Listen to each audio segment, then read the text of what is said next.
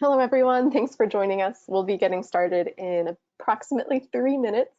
So while you're waiting, if you'd like to participate in our iClicker questions, we have put the course information on the screen, and the course link is also in your questions panel. So you can use your instructor email and password to log in or create an account if you don't have one yet. You can also participate with your mobile device using the iClicker Reef app. That is our student app. So just look for Macmillan Learning as your institution when you're in the app, and Less Prep, More Connections as the course.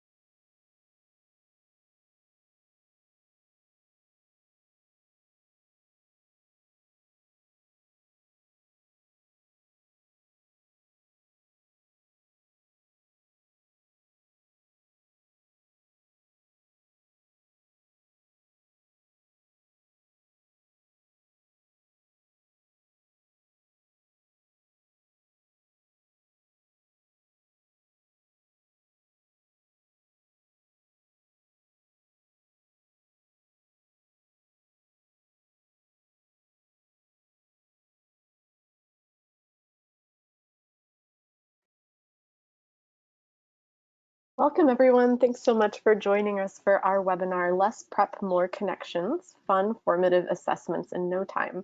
Just a few announcements before we start the presentation. Once again, if you're just joining us now, we have put our iClicker course information on the screen and in the questions panel of GoToWebinar. If you already have an instructor account with us, you can use your email and password to log in to our course. You can also participate with your mobile device using the iClicker Reef student app. Just look for Macmillan Learning as the institution and Less Prep, More Connections as the course. We have also muted everyone to keep out background noise, but we do want to hear from you still. If you'd like to ask a question or give us any feedback at any time, just feel free to type it into the questions panel on your screen. We will be monitoring the questions as they come in, but we'll also be saving some for a Q&A session at the end of the webinar. If we don't get to your question during the webinar, we'll be sure to follow up with you by email. And finally, we are recording the webinar and we'll email you a link to the recording and the slide deck within the next few days. That's it for housekeeping. So with that, my name is Lindsay Thomas and I am the Training and Documentation Manager here at iClicker. I am very excited to introduce today's presenter, Natalie Dougal, who is our training specialist and faculty advocate, and we'll talk about her experience teaching with iClicker in the classroom. Over to you, Natalie. Thank you, Lindsay. It's always fun when we get to meet up once a month and have our fun doing some deeper dives into iClicker and what can be done with it. So today we're going to be again talking about less prep, more connections, fun, formative assessments in no time. So we're going to be talking about different ways that you can bring iClicker into your classroom that aren't going to add a ton of time to your lesson plans or maybe even will save you some time. So, I always like to go over our agenda so we can know what to expect. We're going to start out by talking about how to use polling beyond comprehension. Usually, when people think about asking iClicker questions, they're thinking about those questions that have a very clear right or wrong answer. And there are some ways that we can use it beyond that and bring it into our classroom. I'll also talk about how to make polling quick and simple so that it's not something that takes a lot of time from your lesson plans or adds a lot of prep time. And then I'm going to talk about some discipline agnostic activity ideas. So these are activities that you can bring into your classroom, whether you're teaching chemistry or you're teaching economics. They're ideas that work for any classroom. And then lastly, we'll end with question and answer. So anytime you think of something that you'd like to know more about, please throw it into the chat. It'll be monitored so that we catch all those questions at the end. And then you don't have to hang on to it until our time is done. Okay, so let's get into it. But you know how I am. I always like to ask a polling question right at the beginning. So today I want to know, how often do students need to have their attention reset during a class meeting? So I'm going to set this to numeric and turn the poll on. And I'm looking for a response in numbers, obviously, not in seconds. So we've got one response in so far. I don't know. I did not check how many people are in our polling session today, which would have been helpful for me to do.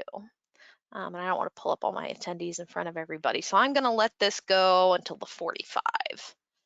So how often do students, after how many minutes do students need their attention reset and awakened? All right, we got 5 responses at this point. I'll let it go for a few more seconds.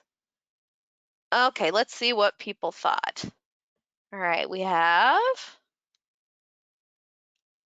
8 minutes, every 3 minutes, every 15 minutes, every 10 minutes, every 5 minutes. And you know what? I'm going to give everybody points on this.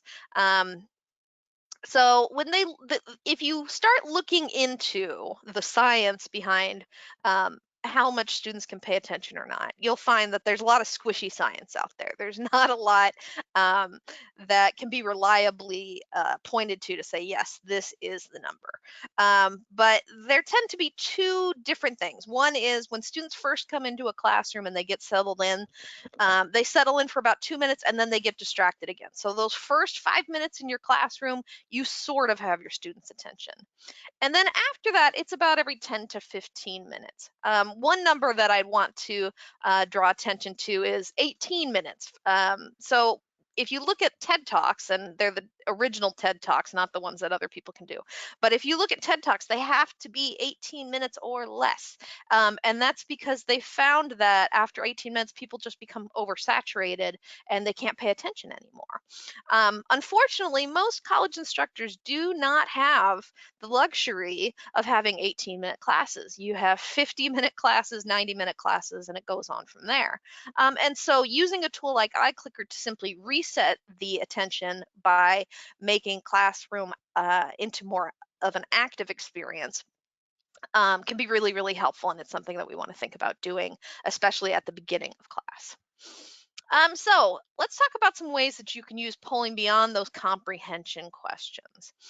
So dynamic polling, when we think about it, can make class a conversation. So this is some way that you might not have been using iClicker in the past, but you might want to think about it now, is actually bringing iClicker in to make it so that your students can talk back to you. So it's not just about, okay, I'm going to test my students to see what they know, but you can also use it to make classroom into more of a back and forth conversation. Polling can also be used to create moments for self-reflection. And as we look at this higher level learning that our students are trying to do, being able to accurately reflect on yourself, see how much effort you're putting in, see how much you're understanding. These are all really, really important moments for learning because they need to be able to reflect on their own learning process as they go along. And so that's something that you can use iClicker for, is to encourage those moments of self-reflection. We can also use polling to connect classmates. when we think about the past year and we think about all these Zoom classes and not being in the classroom, students have missed the classroom. Instructors have missed the classroom so much. And one of the big reasons that students have missed the classrooms is they have missed their classmates, and they have a better understanding of how being in a classroom and being surrounded by your peers actually does improve the learning process. And we can go a step further with that and use polling to actually connect classrooms with one another. And so that's something that I'll talk about today.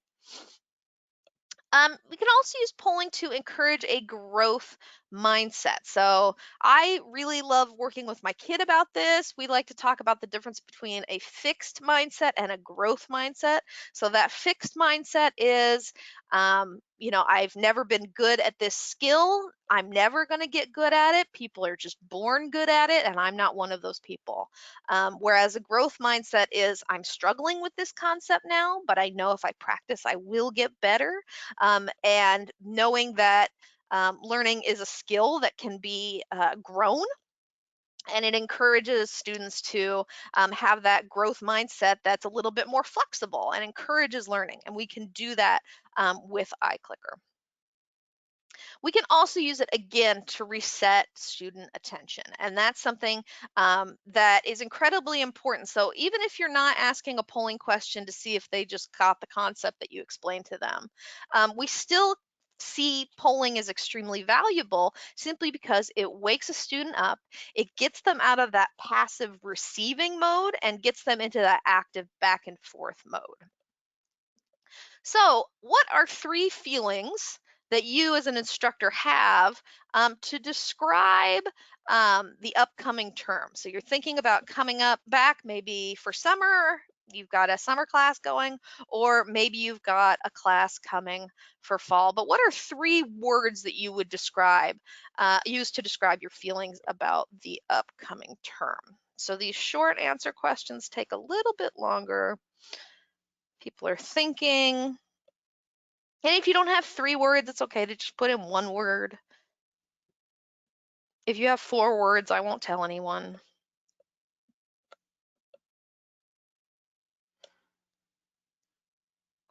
Okay, we got 5 responses. I'll let this go. Oh, 8 responses. See how they just jump in there? All right, I'm going to go ahead and stop this at the 45. Okay, and then I can go ahead and view my responses. And what I'm going to do is I'm going to display it as a word cloud so I can actually see what words are coming up. So in this mode, the words that are used the most often are the ones that get the biggest. So I can see that people are really both anxious, but they're also excited. We have people who are stressed, unprepared, ready. There are people who feel like it's unknown. There are people looking forward to getting back face to face. But you can see how using a word cloud can make it easier to have a discussion with your classroom as well as you see those bigger words come up. Oops. Hide my responses now. Okay, so how are some ways that we can make polling quicker and simpler so that you don't have to devote a lot of time to either fitting it into your lesson plans or a ton of time into prep? Number one is identify opportunities in your lesson plan. Here are some common areas where instructors have a little time when they could tuck in a polling question here or there. And remember, you're just bringing in one polling question. I have asked 2 polling questions at this point. They've taken 45 seconds each, and then discussing the results took another 45 seconds. So we're really talking about a 90-second part of class that can have a huge impact. So one really great way to use iClicker in a way that's just way less work for you as the instructor is to commit yourself to using iClicker as a bookend. Okay, so you bookend your class by having a question at the beginning of the class session and then a question at the end of class session. And those 2 bookends can be really, really powerful. It starts your class off. And if your students know that you're going to ask that question every single time, they come in knowing, okay, what's this iClicker question going to be? And they're already thinking about class sessions. And if you end every single class with an iClicker question, it prevents them from packing up too early and leaving because they know, okay, I've got that one more question that she's going to ask me. Another place where you can identify a good time to ask iClicker is in any time that you transition. So if you transition topics, if you transition activities, anything along those times, it's a good time to put in an iClicker question. Not just because it's a natural opportunity to put in an iClicker question, but anytime you put in a transition, you stand the chance of losing somebody. You lose them to a text message in their phone or just daydreaming out the window, but it's a really easy place to lose someone's attention. So by using iClicker there, not only have you asked your iClicker question and made class more active, but you've also actively worked to prevent somebody from losing attention at a kind of a dangerous moment. And then lastly, you want to think about using iClicker as a tool for in-class discussion. You're not going to want to use it for every single discussion question in your class, but it's really nice to maybe start out a class discussion like the question that I asked before, where it's like, just give me 2 or 3 words about this topic, and then you can display it as a word cloud and use that to start off your discussion. Not only does it make it so that you've kind of had a way to sort of center the discussion at the beginning, but now you have every single class member participating in the discussion, even if they're not somebody who would ever raise their hand and start talking. Another way that you can make polling really quick and simple is to be habitual. And I'm a big fan of habit. I love any science around habituation and all that good stuff. But one of the things that we do is when we are habitual and when our students know, hey, they're going to ask 3 to 5 iClicker questions every single class period, it helps us sort of settle into our lesson plans and know what to expect from ourselves, for one. But it also helps our students. Even if they're not conscious of our habits, they settle into them. And having a more habit-driven classroom is really helpful because habits help students settle into a learning mindset. They settle into that growth mindset like we were talking about before. So students, again, connect to those patterns even if they're not consciously aware of them. And the more regularly you pull, the less time it takes. So I always notice at the beginning of these sessions, I have to leave polling questions open longer than I have to at the end of these sessions together because people have gotten the hang of using it. Um, Something that some instructors do is maybe they only ask polling questions once a week or every other week. I'm not saying don't use polling in those situations, but those instructors sometimes get frustrated because they go, oh, these polling questions take a lot. My students, maybe they deleted the iClicker app and they don't want to download it again and it becomes this whole thing. I don't want to use it anymore. Well, that's because the tool isn't being used very frequently. And so students are kind of leaving it at the bottom of their virtual book bag. By using it more habitually, using it more regularly, the less time it takes in your classroom and the more students pick up with it really, really quickly. And then lastly, I really want to urge you all to reuse questions. A lot of these questions that I'm going to talk about when it comes to doing different kinds of activities, these are the kinds of questions that you could keep in a Word document and you just copy and paste them into your presentation. Or maybe you just have a presentation deck where you throw a bunch of polling questions that you know you can use in different classes, and then you just pop a slide into your other presentation when you know you want to have a polling question. Again, sometimes you're going to spend a lot of time creating a polling question with just the perfect multiple choice answers and all that good stuff. But sometimes you're going to also want to include a polling question that just asks something as simple of your students as, are you ready for the final exam? And that question has a legitimate teaching purpose. So you want to kind of think about, okay, what are these questions that I can ask more than once and get a little more bang for your buck out of it? So how many polling questions should an instructor ask in a 50-minute class? There is actually a kind of a recommended number of questions. So I've gone ahead, I've turned on my polling toolbar and looking for those numeric answers once again. How many polling questions in a 50-minute class?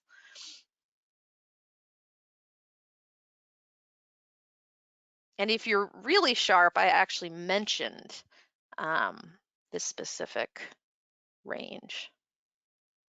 All right, I'm just gonna let this go to 30 because it looks like we got, oh, I'm glad I let that go to 30. We've got 11 people here. You can see more people have joined our polling session. I'm gonna click on the results. All right, I've got 5, 3, 6, 4, 10. Okay, they're all over the place. It's between 3 and 5. That's kind of the average that you want to aim for. Fewer than 3, and it hasn't really become a significant part of the class. More than 5, maybe you had some stuff to really delve into deeply, but most instructors keep it between 3 and 5, and that tends to be a happy medium. And that's enough to keep a class awake and aware, but not so many that the entire class becomes polling question day.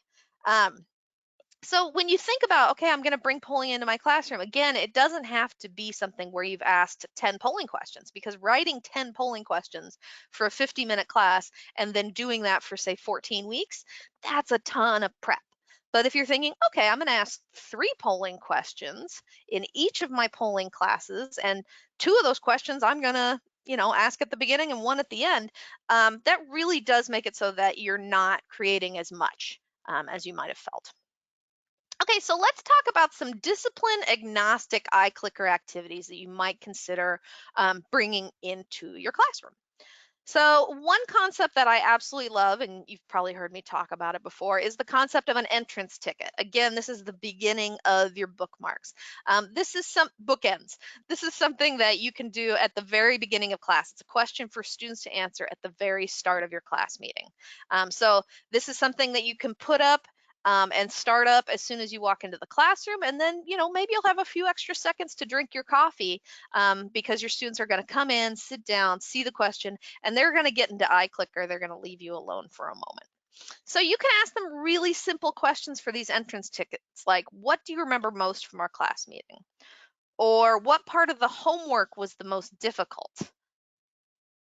You could ask them, what do you already know about blank concept? So if you're bringing in a new concept that day, it's always great to say, okay, what do we know at the beginning of this? What kind of concepts are we bringing into the classroom?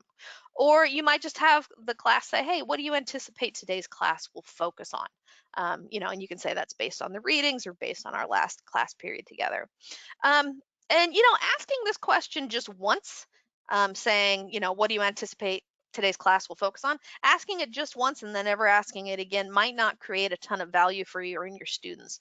But if it's something that you ask again and again and again, what you're doing is you're asking students to access their memory, and you're asking them to access their long-term memory of your class when you ask them to reflect back on those previous class sessions. And that's something that's really important for us to do when we're teaching. We want to be having our students bring back memories of class and bring them into the next class session. And so by having them look back to that last class, you start to emphasize the connection between your different classes. So maybe your students are only with you on Mondays and Wednesdays, and by the time you get them back that next Monday, there's a feeling of, man, do they really remember what we did last Wednesday? If you start deliberately asking them that question, say, hey, look back to last Wednesday, it starts to make an impact on our students' memory. And it also makes it so that when they walk to class, they go, oh man, my instructor's going to ask me what I remembered most from our last class period. I better have a good answer. You're already getting your student in that learning frame of mind while they're walking to class. Another way that we can use iClicker in our class to kind of save on some time is, again, to focus discussion. So I talked briefly about that. When we use iClicker to bring the focus of discussion down, we are giving every single student a chance to participate in discussion, not just the very extroverted people who can't wait to raise their hand. So you can say, all right, here's a problem. And you can ask students to describe what the first or second step towards solving it would be. So it's not just going to be that one student who raises their hand and says, oh, this is how you fix it. You could have the quietest student in the class offer an answer to this, and they're going to be recognized as being correct, as opposed to just somebody who's really, really willing to raise their hand. So this is a great way to get everyone involved, not just our most extroverted students. You could also ask them, what's one word that comes to mind when you hear blank? And again, you can go ahead and use the word cloud to display it and show how students are coming together with similar observations. You could ask them to identify the purpose of something, the cause and effects of something, and just get them so that they're thinking and talking about concepts. Or you can ask them to provide examples of different things. You can bring this to your students as a type of crowdsourcing as well. So you can be like, oh, we're not doing a discussion, we're crowdsourcing. And by calling it something slightly different, again, those students who might not be as willing to speak up are going to get more involved through iClicker. And it's something where, it's not just students who are introverted, extroverted. We also want to be thinking about students who may be first generation college students or other students who maybe not, they don't feel as much right to the classroom as other people do. By using iClicker for discussion and to at least start it off and kick it off, you can give those students who are maybe more vulnerable a place that feels a little bit safer to extend their opinion or their ideas. And that gets them more involved in actual discussion as well. Okay, so what is your primary motivation for using iClicker in your classroom? I want to know from this group. Oop, clicked my little cloud instead of my play button. So maybe your primary motivation is to assess students on the fly, or maybe you're really into collecting attendance. Maybe you love our attendance feature. There's all kinds of different motivations for using iClicker in your classroom. And we've got about 11 people here, so I'm excited to see what those 11 people might be thinking. All right. And even though we're using short answer, it's moving along pretty quickly. I'm going to go ahead. Oh, we got that 11th one here. I'm going to go ahead and stop it. And then let's go ahead and look at our results. Engagement. It's an interesting spelling of it, but I understood what you meant. A lot of engagement, wanting to keep those students engaged. So a lot of engagement, want to make sure students understand concept, understand what they are learning in real time, make learning more fun, assess understanding. And if we look at it as a word cloud, we can see students are at the heart of everything that we're trying to do with iClicker. We want to make sure that our students are getting as much out of our classes as possible. So I think one of the things we can agree on is all these strategies I'm talking about today are extremely student focused, but they also come back to you as the instructor. They let you know, okay, if you're asking students what they remember from a class before and none of those students come back with the concept that you would have predicted, well, that's really great feedback for you now, isn't it? Okay, and then you can also use anonymous questions. So anonymous questions are included in iClicker, and it gives students the space to answer things honestly. So you can ask them confidence checks. How well do you understand? How are you feeling about this concept? You can also check in on out of class work. You can ask them honestly, have you started your essay that you should be writing? How is it going with studying? All that kind of stuff. And again, giving those students this place where they can answer completely anonymously and it's not tied to their grade is really important. And you can also get feedback on the pace or the challenge of your lessons. And that can be really important for you, but it's also so important to give students a way to say, hey, can you slow down? Or could you give more examples or anything along those lines? One thing that you want to remember with anonymous questions is they are indeed anonymous. This is an anonymous picture that a student drew of me once when I was teaching, which I think they did capture my teacher face pretty spectacularly. But I used to do anonymous feedback on cards. Now you can do anonymous feedback through iClicker. You just want to make sure that if they're giving you feedback on yourself and your pace of lessons, maybe you look at that stuff privately in case you get some feedback that surprises you.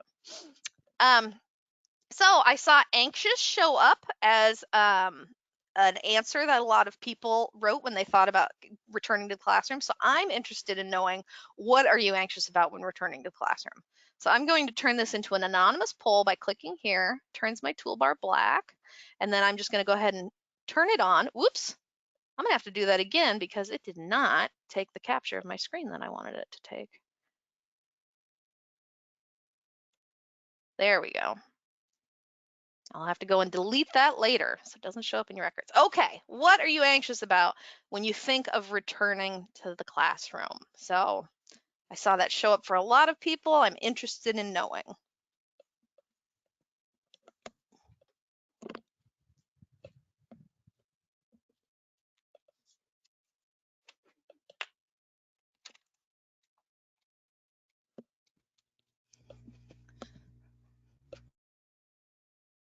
Okay, got about 4 or 5 answers. 9. And you can see, even though we're not asking multiple choice questions, it really doesn't take that much longer. Okay, I'm gonna go ahead and stop it. All right, here are my anonymous responses. Students complaining about having to be back on campus, health and safety, if students really miss online learning, student pushback, will I still connect with the students, getting all the resources organized, having to move online again due to illness, not quite knowing if you're doing remote or face-to-face. It's been a long time since I've taught in person. Oh man. So I think you're seeing a lot of connections here between what people are anxious about. And all of those anxieties make a lot of sense. For all of you who are wondering, will I still be able to connect with my students? I think the fact that you are on a beautiful summer day sitting in an iClicker webinar trying to figure out how to connect with your students more, I think you're going to be just fine because you care about your students if you're doing this right now. So another way that you can use iClicker to kind of take advantage of some time in your classroom is doing peer instruction on the fly. There are a lot of instructors who go, okay, I know that peer instruction is really great. I know there are huge benefits when 2 students can really explain to one another how these concepts work and that it does great things in the brain and all this kind of stuff. But actually planning peer instruction activities and saying, we're going to do peer instruction for 30 minutes can be extremely difficult. So one of the things that I kind of advocate for is trying to do some peer instruction on the fly and taking these opportunities when they come to you rather than specifically saying, okay, we're doing peer instruction now. So one of the times that it's best to do peer instruction is when you ask a question of your students with a right or wrong answer. If you have a significant number of students, 30% of more, get the question wrong, this is when you know, all right, I've got a great peer instruction question. So instead of revealing the correct answer, what you're going to want to do is you're going to want to have students discuss with another student the question and say, okay, what did you get? What did you get? It's ideal if you can have students who've answered differently match up with one another. But even if they have the same answer, talking with one another and saying, hey, did we get the right answer? Here's the reasoning that I used is a really good idea.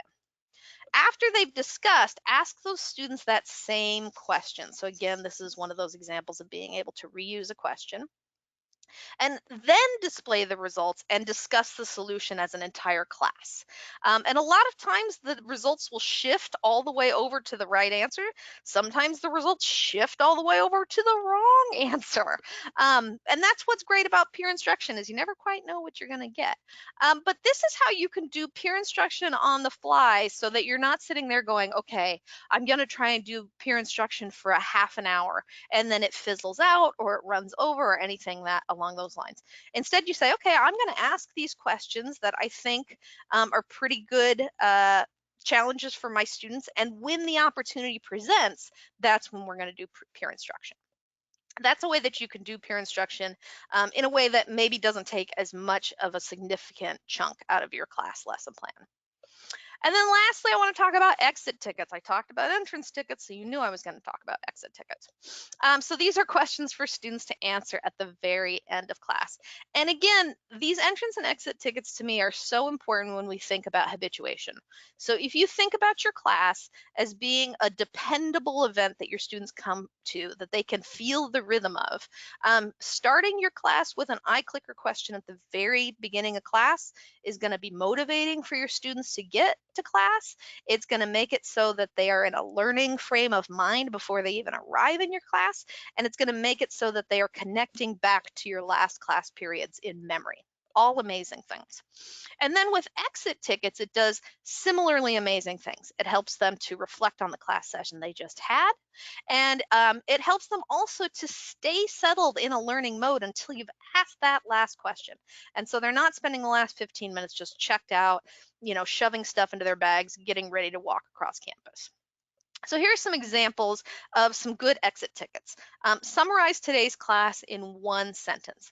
Can you imagine if you asked this question every single class that you had? Your student would have this amazing record of single sentence summaries of every single class period that you had.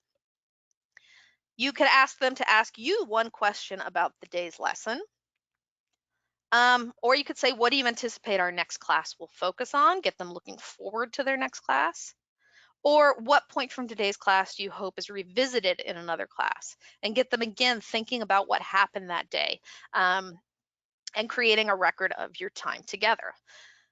iClicker also has this really great feature in it called exit polls, and it makes it so that you can gather feedback from your students after the end of class. All that you have to do to use exit polls is you go and it's the end of your class period. I'm going to go ahead and shut this down so you can see what it looks like. I'm just going to go ahead and end our class session. And here it asks me if I want to end class with an exit poll. So all of you who've participated in our iClicker session today, if you were doing it on a phone, you just got a little ding on your phone that said, hey, your teacher wants feedback from you. So students are sent a notification that you'd like feedback, and they get to respond in their own time. And then you as the instructor can download the responses from the session details window of the gradebook. So this is what it looks like for your students to actually respond to these exit polls. So they get to rate their understanding of the day's class, and then they get to also explain something, and they get 1,000 characters to do it. So again, if you end every single class period with this exit poll and students get to reflect on, hey, how well did I do in that? Again, you're creating those links in a chain, that learning chain, that your students are really going to appreciate.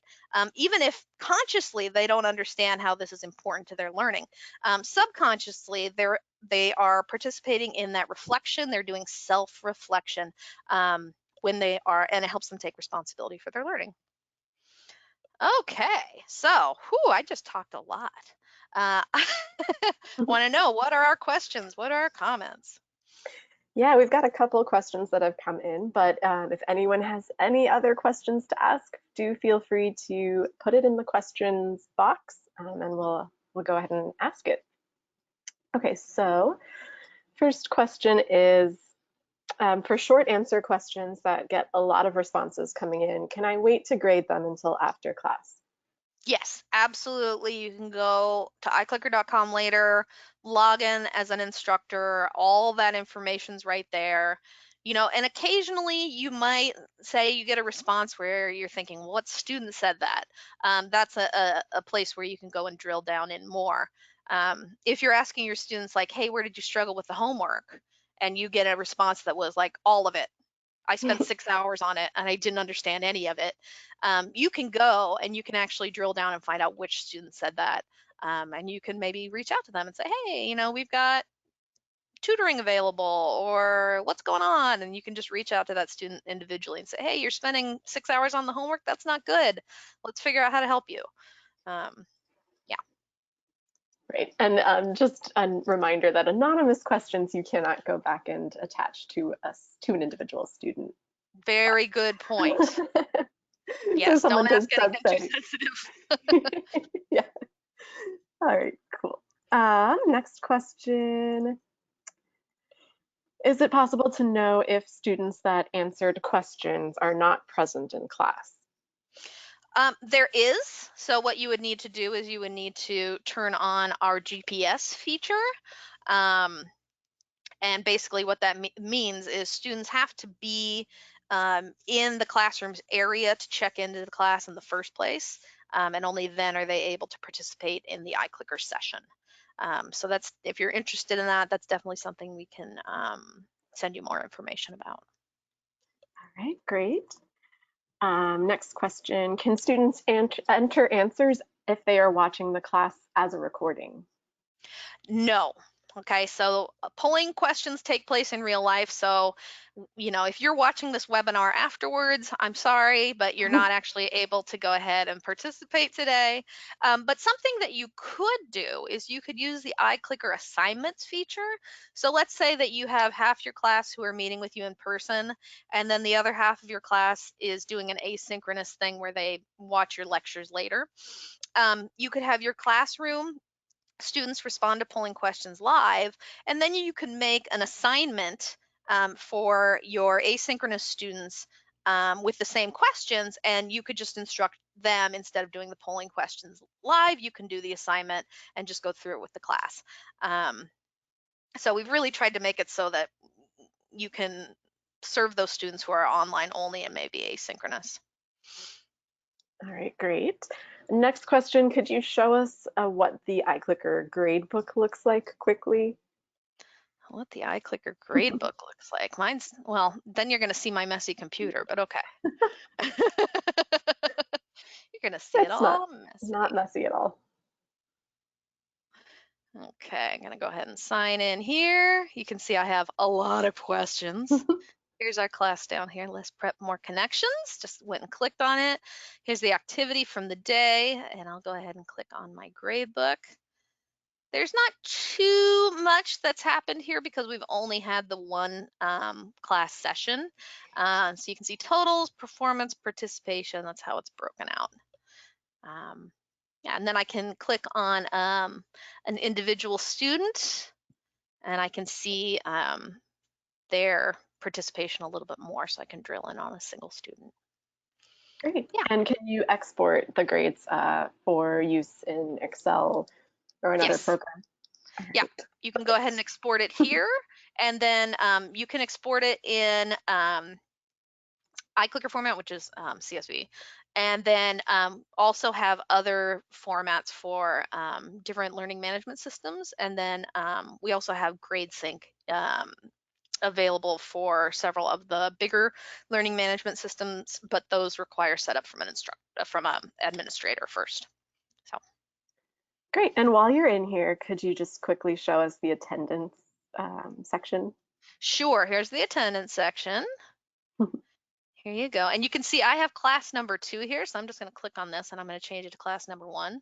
The reason is I ran attendance erroneously earlier, and I deleted it so that none of you would see it. And now I just went in and I changed that name so it would be a little bit more in line. But that's how the attendance looks. It's really easy to delete an attendance session. I can go in and I can say, oh, I know that Missy came, but she was late, so I'm just going to make her present. And I can save it. Those types of things. So it's very easy to use. Yes, it really is. And then someone asked, since you mentioned you accidentally started a polling question when you didn't mean to, how would Mm-hmm. you go in and delete that polling question? Okay, great. Let me go ahead. I'm just going to click on class history. Then I'm going to hit on my session. And let's see, I can find that question. Here's the one that I asked incorrectly right Yeah. here. Pretty easy to find. I'm going to hit my 3 little menu dots right here. I'm going to do delete question.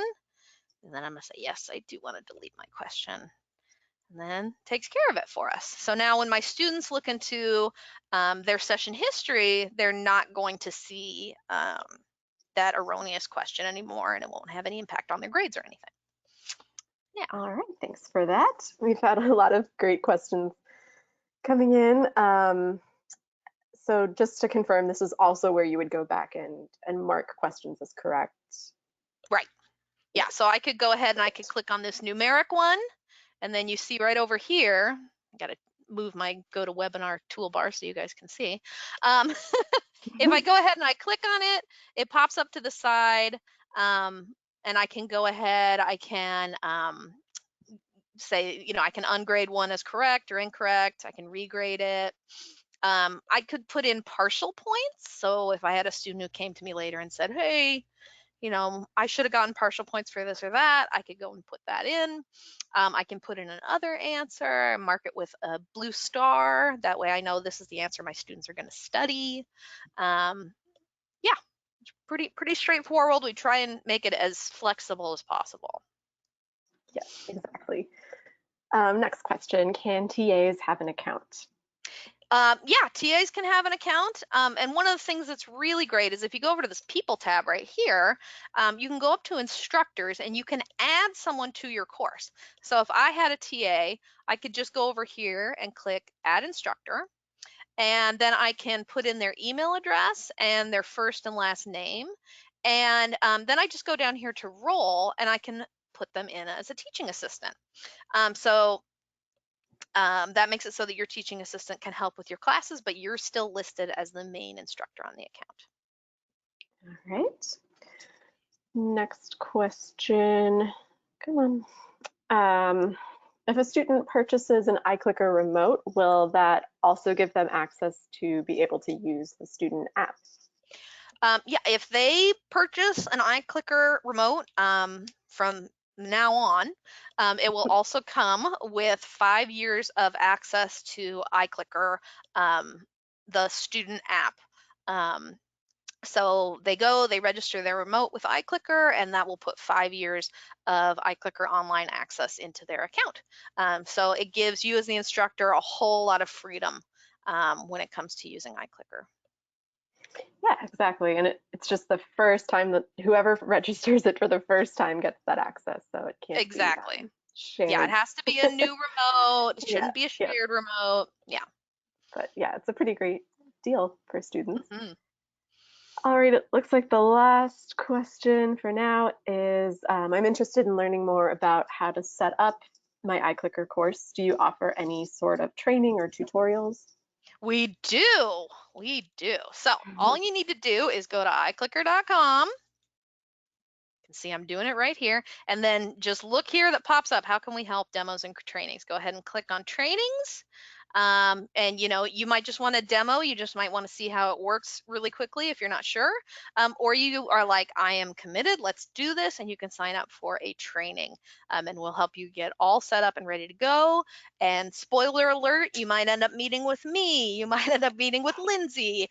You might end up meeting with our wonderful colleague, Elena. This is what we're here for. This is what we live for. So please don't hesitate to sign up for a training to meet with one of us and learn more. Yeah, we'd be happy to see you. Yeah.